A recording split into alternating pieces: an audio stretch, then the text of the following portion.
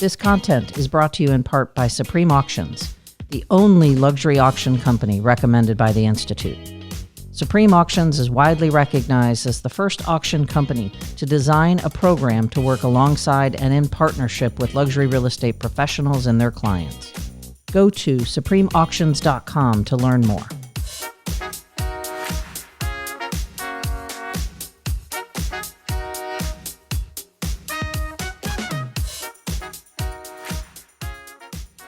So welcome, Jim Walberg and Ryan Ogden. Boy, this is going to be a great conversation today. I can't tell you how much I'm looking forward to this. So Jim, tell us a little bit about you.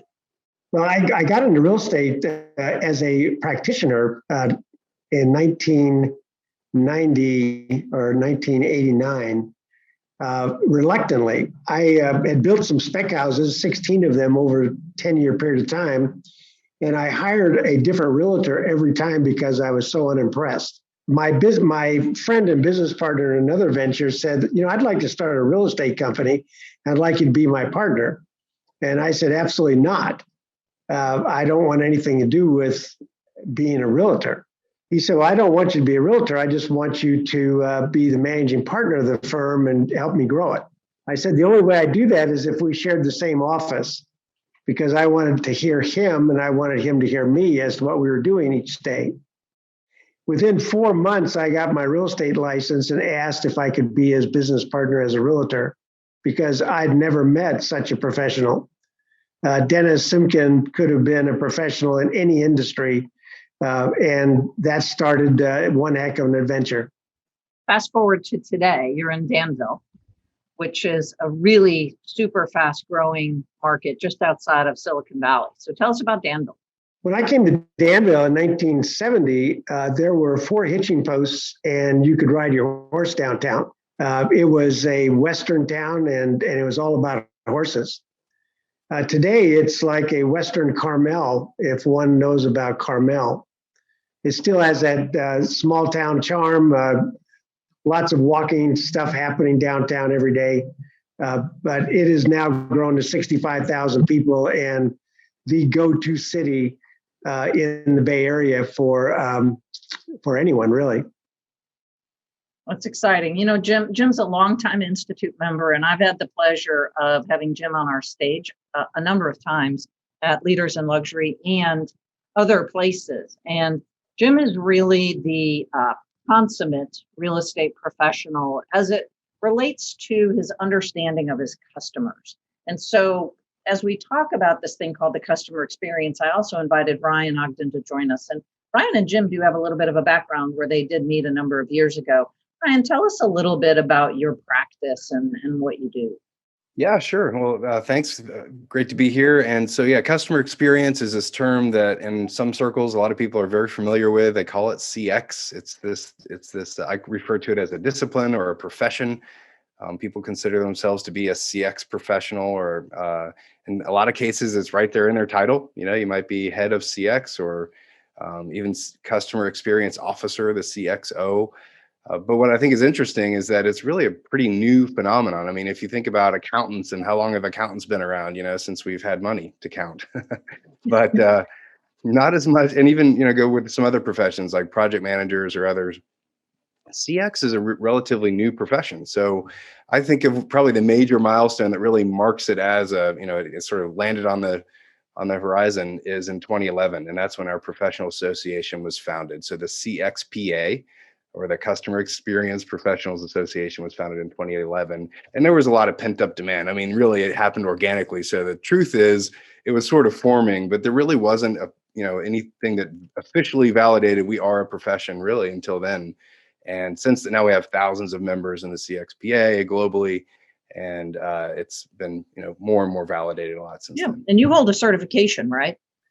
I do, yeah. They offer a CCXP or Certified CX Professional certification. It's very interesting, and I think in most people's day-to-day lives, they don't think about this. We're most often customers, right? We don't think about how really good companies are out there monitoring how we feel about them, right? And so if you drill that down to the real estate profession, which just for full disclosure, I'm riding on the elevator today with the same guy. You know how that happens when you always get to to the office at the same time. The guy owns the business down the hall, and he said, real estate, that's a really, really hard job. Like there's this impression that people have of a real estate professional. And he said that it's because the transaction is so emotional. And when we think about CX and the customer experience and tie it that close to the emotion of your home, I think that's where it really kind of tends to explode in the folks like Jim and his wife who are partners really get this experience right. Talk about your database a little bit and how you've evolved that over time and this idea of your sphere. Well, one of the jobs I think that as realtors we have every day is called the positioning game. The positioning game is, where are we in the mind's eye of our audience? If I say to you Campbell's, what often comes to mind is soup. That happened by in 50, 60, 70 years of a marketing plan by Campbell's. It did not happen because I gave them permission. So they were very successful. So we have a database of 800 or so folks that we have been playing the positioning game with for our entire career. That database, our objective is to have that database have in their mind's eye that when they think of real estate, they think of Jim and Anne-Marie.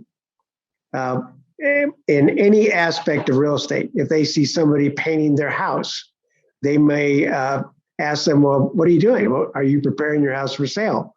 I've got some great folks you need to speak to. So they are raving fans out there in the world because of the work we do with what we call our positioning game. So Jim, thank you. That's really interesting information. I really like that. And we know that Jim has been a practicing real estate professional for over 30 years, and this is all an evolution process for a lifelong learner, and how he wants to always get better. And there's some concepts in what he talked about, Ryan, that I think you can unpack and share that people can wrap their heads around right now. Yeah. I think the challenge, especially with real estate agents, to stay top of mind. I mean, I think everyone knows or has a sense to some extent how important that is. They may not realize how critical it is. That another statistic I think about is that even within a year, most homeowners can't even name their agent. I mean, it's just sickening to hear that. In 2 years, it's worse. So being top of mind is just so critical. And but how do you do it, right? How do you do it in a way that, you look back for decades, there were the magnets, refrigerator magnets and things like that people try to use to stay top of mind. But I think of that as like trying to shout above the noise, and it's just not effective. And so, I think so what we know are there things in the CX practice that are called moments that matter, right? Yeah, that's what I call them, at least. Most of the industry calls them defining moments or moments of truth. Those are the terms that you'll hear out there. I just kept finding myself calling them moments that matter. So I like that term. But yeah, it was really zeroing in on, if you think about a restaurant example, I always like to think of when there are these moments that can make or break your entire dining experience. Presentation of the check is one. Certainly the meal itself is one. But it's not, when you try to think of the entire experience, your head explodes. You can't think about all that. There are too many factors, how do you design this experience? It's too hard. But if you can zero in on moments, it simplifies the complexity. Yeah. And so you can do that with real estate too. Yeah. So let's talk about those a little bit, right? So Jim, you play this positioning game, and in your practice, what are some of these key moments that you've identified over the transaction or over the relationship that these are can't fail, got to get this right? Well, the message we give our clients from the moment we start working with them, especially at the closing table, they've had a real estate experience before. They expect us to be gone. They don't expect to hear from us again. The last document that we bring for them to sign at the closing table is an addendum that we let them know we forgot to include. and we'd like them to review it and please sign it. That addendum says that Jim and Anne Marie are invited to every party at their house for the first year. Second, third, and preceding years are negotiable depending on how we behave. And we let them know that we're like a bad cold. They're just not going to be able to get rid of us. We then have at least a 40-touch system that we have in place each year that our database is touched at least 40 times by us with a whole variety of touches. So when we're playing that positioning game, they just can't get rid of us. They're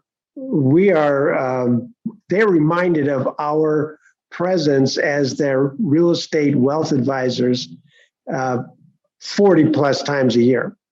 That's really interesting. If I had a dollar, and I'm sure it's the same for you, how many times I get the question is, how do we get referrals? Or what's the closing gift? It's kind of like we're missing the point, right? There's a tremendous focus in this business on making sure there's the exact right closing gift, right, Jim? Yes, that has also been an evolution over the past 30 plus years. 20 or 25 years ago, a big deal was this concrete goose that you would have on your front porch as a decorator item. I can't tell you how many homes had a duck or a goose on their front porch. So we would have a bow tie around this goose and a basket full of goodies and a bottle of wine, and that was our thank you gift. Well, there wasn't any thought that went into it. What our thoughts are today, we would like our thank you for the opportunity to be of service to be a moment where they're telling others a story. That goose and that gift bag didn't provide any opportunity for them to tell anybody a story. When someone walks up to visit them in their home, they don't stop before they go in the house and say, before you go in the house, I want to tell you about this gorgeous goose on our front porch that was given to us by Jim and Anne Marie, and I want to tell you about their services. Well, that never happened, ever. So how is it that we can have our clients tell stories about us where we manufacture opportunities for that to happen? So, Ryan, in the world of customer experience, what Jim just described, right? This idea of storytelling, how important is that? Yeah, it's really critical. And, he used a couple key terms there he used. We manufacture, and I would call that design. We call it, designing these customer experiences. And obviously you've got to implement the design, so you've got to manufacture too. But the point is, it's thoughtful, it's intentional. And so we think in terms of think, feel, do. And if you can put that in your mind, that would be a great takeaway to ask yourself as you're designing these moments, what do you want your clients to think, feel, and do? And if that's what you want them to think, feel, and do, then how are you setting the stage? How are you? And if it's in Jim's case, he wants, and we have some common things that it's either like buy more, stay longer, tell others, but the tell others would be the example there that Jim really keyed in on. Well, we want them to tell. Well, what does that look like? And so ask yourself that, and then how do we get them to tell? And instead of focusing on the tactic of what gift do we give, if you ask that question of what do I want them to think, feel, and do, and how can I set the stage and really influence them and encourage them to do that, you'll have a much better tactic that you arrive on that's personal to you, that works for your style. Jim's example works for his style. Your answer is probably something different. Yeah. And so Jim, so instead of the goose, can you give some examples of what exactly we mean when we say this? When someone refers a client to us, this is an incredible big deal. And probably 95% or more of our transactions are because of referrals. So how is it that we can acknowledge that person in a way that hopefully they'll do it more? So when we're referred a family or a client for real estate, We set up a quarterly delivery of flowers for 1 year to their place of business. It doesn't work to go to their home because there's nobody to talk to. But if it goes to their place of business and it's on their desk, and we don't tell them we're going to do this, all of a sudden a bouquet of flowers shows up and a nice note from Anne Marie and I thanking them for their kind support of our real estate practice. Everybody in their company that walks by their desks asks them, what are the flowers about? Where'd you get the flowers?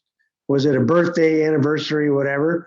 They tell the story about us about 40 times because it got to be delivered on a Monday morning. So it's there all week. So we have our local florist that understands what their requirements are when we do this. I write the notes at the very same time I make the order. So I know what month the flowers are going to be delivered. So I kind of know what's going on that month in the year. And it cost me about $400 to set up those 4 deliveries. And I pay it right then. And so it's done. I don't think about it. But it has been unbelievably effective because, like Ryan said, we've designed a way for people to tell a story about us.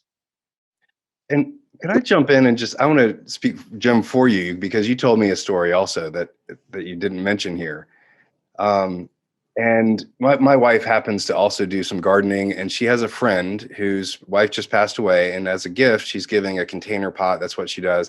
And she asked the friend, what kind of flowers did your mom love? Or what kind of flowers, basically, I'm going to give you this pot, but what would you like in it?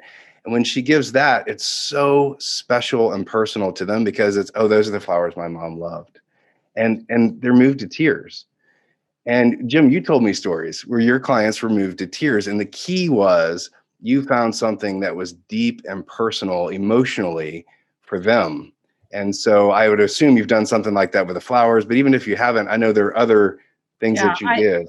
Yeah, I think we're separating a couple things. And I think that's an excellent point about the people who referred business. Moving from a transaction, right? We've just completed this transaction, therefore I want to give you a gift, to we've just begun a relationship. And here's what I've learned about you. And so at the end of this one moment in our relationship, I'm going to present you with something, which is really how they should be thinking about it. Right, Jim?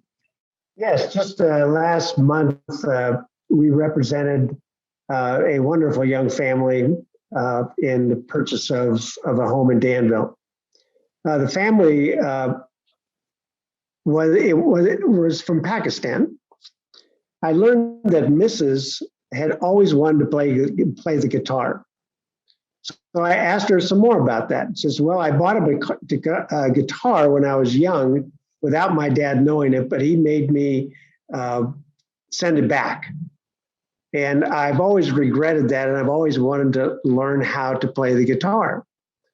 So I filed that in my brain because my nephew has a rock and roll band in Nashville, Tennessee.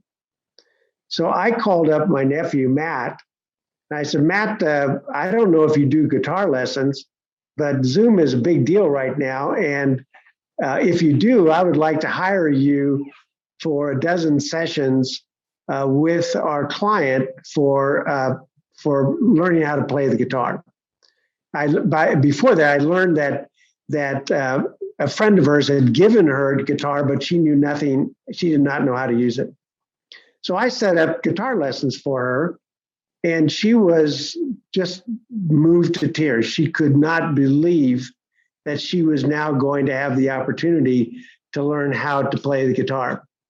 That's really amazing. And so, Jim, I've done a couple of things about that I think are really important, and Ryan, chime in here. But when we talk about designing, you said I filed that away in my brain. What I heard you say was I'm constantly seeking moments, right, where there's a reveal in this relationship for something I can do, right? Ryan, is there kind of a technical term for that? Or is that like, what is that? Yeah, no, I think you hit on some of the terms, reveal, and that Yep. you're seeking, I like to, I know dating can seem a little awkward to talk about, but you use the word relationship. And so if you look at that it's a relationship with your clients and not a transaction, then think about dating. And when you're dating, noticing things about the person you're dating, and then bringing those up at the right time. I mean, you're courting, you're trying to show, hey, I like you, and so those are things we have a hard time translating into the business world because it feels awkward. But yeah, I mean, noticing things about people and taking a genuine interest in them. Jim just loves people. Yeah. And so it comes naturally, but also, as he pointed out, it's not entirely natural. He knows he needs to be mindful and be a detective and say, how can I learn more? Oh, wow, this guitar story, I want to hear more about that. What did that mean to you? And he realizes that, hey, I'm sure at some point the light bulb went off and he said, wow, this is not only am I just enjoying talking to you and getting to know you better as a person, and I like you more. And I also realize this is the thing that probably I'm going to file away and I'll reveal later and kind of surprise and delight them. Has to be custom to them, has to be a surprise, um, and it has to be at the right time also. One of the things we talked about early on was what makes the profession of real estate challenging is you're inserted into a very emotional time, and it's a very emotional purchase. And one of the things that I've always seen as kind of strange is we have this super emotional purchase and then this really impersonal closing gift, a gift card, or right? Like, so it doesn't match the actual experience. You know, and I want to come back to this because now that we've got the stories, we go back to what Jim said earlier, which is I'm playing the positioning game in their mind. And I'm giving them the story to tell about me and this experience they have. And, now that we hear that, right, we heard it, it's like, oh, wow, that's pretty amazing because the guitar is going to be the story. Oh, and this guy is so amazing and he has such high attention to detail that he heard me say this and acted upon it. Now, all of those things are things we'd want someone to say about us professionally. High attention to detail, action orientation. So what the other piece I want you to go deeper on, Ryan, is this idea of demonstrating and not telling. The temptation that people have is to tell people that they're the best and tell people why. It helps to be, what is it, an Iowan, the show me, show, don't tell. Yeah. So it's so critical to actually live it out and to hit on that emotional tie. People, we like to think we make logical decisions, but we don't. We make emotional decisions and then we use logic to justify why we acted emotionally. And so you've got to hit on that emotional tie to help people want to act, and whatever the act is. In this case, we're talking about we want the action to be telling. And so, yeah, you need to equip them with the talking points. But to your point, you don't just tell them, you have to show them. And you used a term earlier, can't fail, which is one of my favorite terms. So I talk about a couple different types of moments. There are two moments. There's a signature moment and there's a can't fail moment. And the signature moment is what blows their socks off. And that's the guitar moment. But what's interesting about that is there were all these can't fail moments also. Like you mentioned, he also delivered exceptionally, right? Or she wouldn't. Right. So if he hadn't, exactly, it's table stakes. And you can't forget about the table stakes, or what I call can't fail moments, or it'll also make all that work will just vanish and they won't tell the story either because right. Yeah. And, we haven't used the word luxury in this conversation. I think it's just implied. But one of the things that's really important at this level, and to know that primarily Jim's working in a multi-million-dollar market, right? And he's dealing with a variety of people, but the thing they all have in common is they're able to make multi-million-dollar purchases of a home. So when we look at those folks and the can't fail moments, one thing at that level is the expectation of competence, right, Jim? Yeah, I want to go back in that word of competence to something that Ryan said earlier.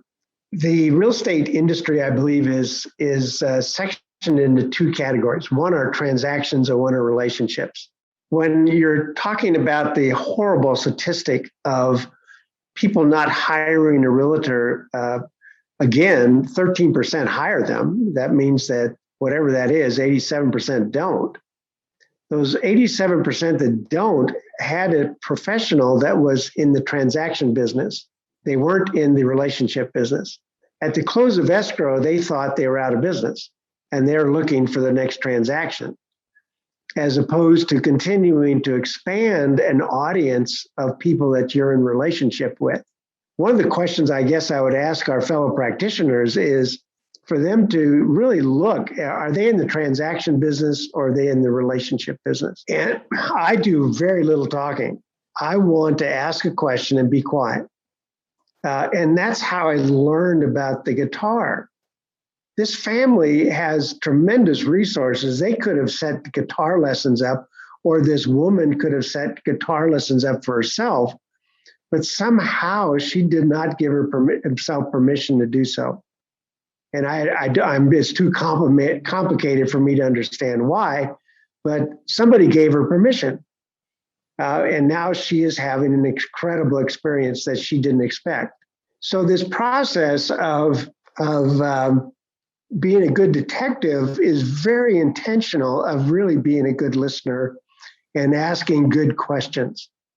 Thanks, Jim. That's really insightful. One of the things that we ask our folks that we meet as new members is, what do they think is holding them back from being, super successful? And without exception, the number one answer is time management. There's no system out there, right, that's going to make people prioritize things differently. And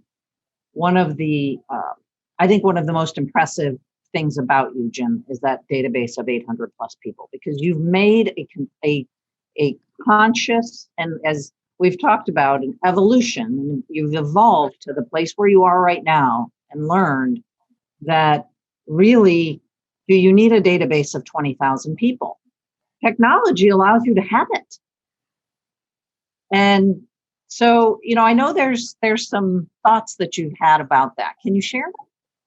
Well, we're in the relationship business. If I'm in the transaction business, I'm starting all over again with a brand new blank mind of someone that has been referred to us or whatever, or maybe we've met them at an open house, which is my most unfavorite thing to do.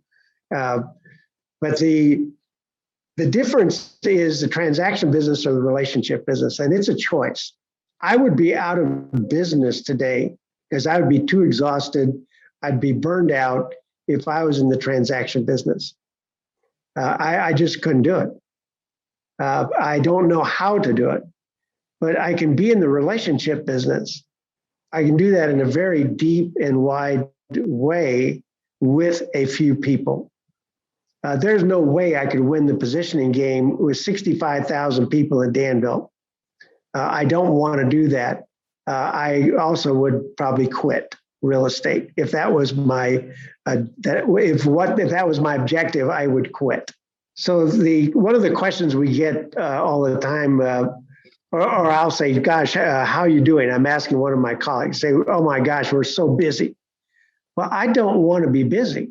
I want to be profitable. And what are the activities that I'm doing today that would be in the category of profitable as opposed to busy? If it's busy work, somebody else needs to do it. My highest dollar productive activity is in some type of contact with our database, but it takes work. This is not for the faint of heart if they want to have an extraordinary real estate practice.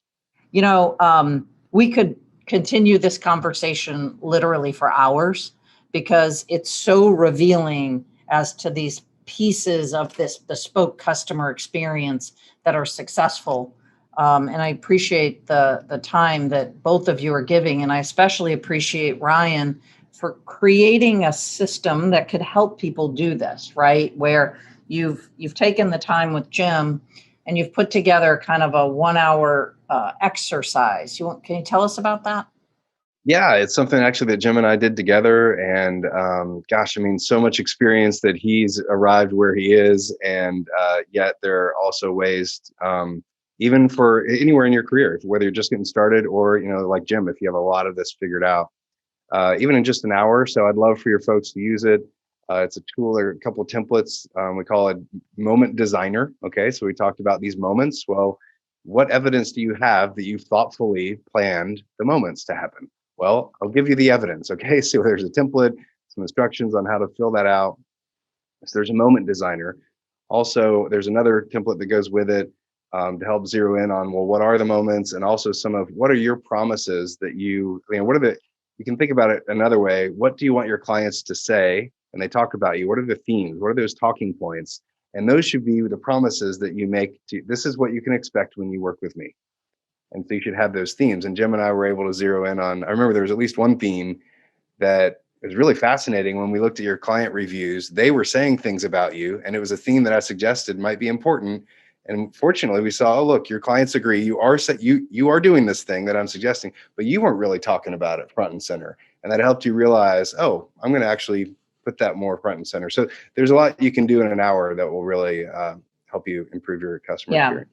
And this is an example of, working, on your business to give you a more competitive advantage, if you will, right? Because we'd never used that word in the entire time we've been talking. We focused on relationships, and we focused on everybody's going to work hard. Everybody, if you're willing to work hard, and then how do you work hard on the right things? So thank you both for your generosity in putting that together for our listeners. Well, guys, I really appreciate it. We'll have the attachments available to our listeners in the liner notes of the podcast. Any last parting words that either one of you very smart guys would like to share with our listeners? The work that we do is in the midst of a very emotionally charged experience. When Ryan was talking about earlier that people make decisions because of emotions and then they rationalize why they made that decision, it's actually true. One of the biggest traps in our industry is the concept of transference. Transference is when I take on the emotional state of someone else. And it is a massive issue in our industry. For instance, if I went to a shrink and I presented my issues to the shrink and that shrink sat there and started crying, that would not be a good experience that I would be having as a potential client of that shrink. I would think, oh my gosh, I'm a lot more screwed up than I thought I was if the shrink's crying. So the issue is that in the midst of the emotions, how can we separate empathy from transference? So transference is me taking on the emotional state of my client. I am useless as a trusted advisor when I've taken on the emotional state of my client. I cannot be at 30,000 feet as a trusted advisor.